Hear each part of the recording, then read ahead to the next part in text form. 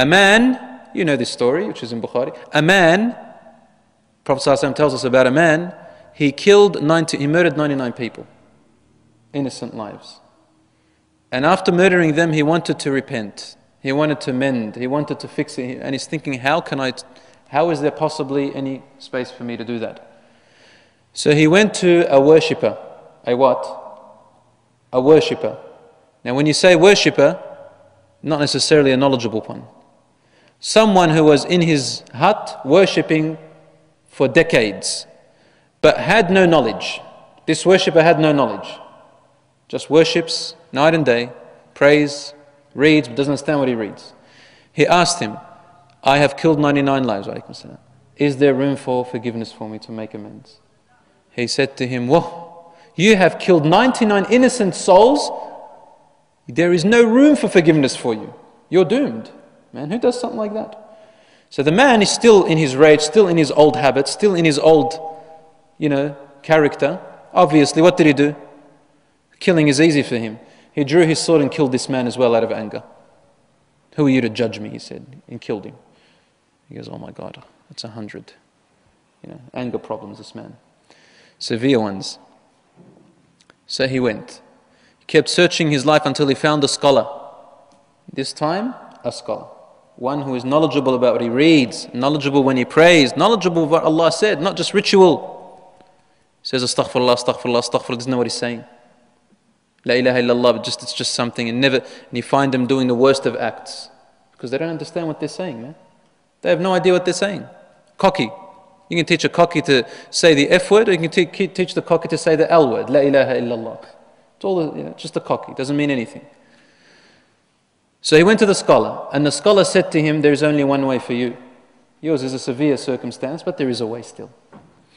You have to leave the area that you're living in, because the community you're around and the atmosphere you're around has caused you to be the way you are.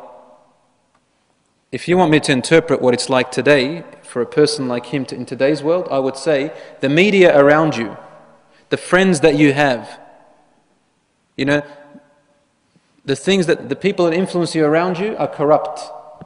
You need to leave them. So you need to make that effort of change, because the only way you will change is by leaving this.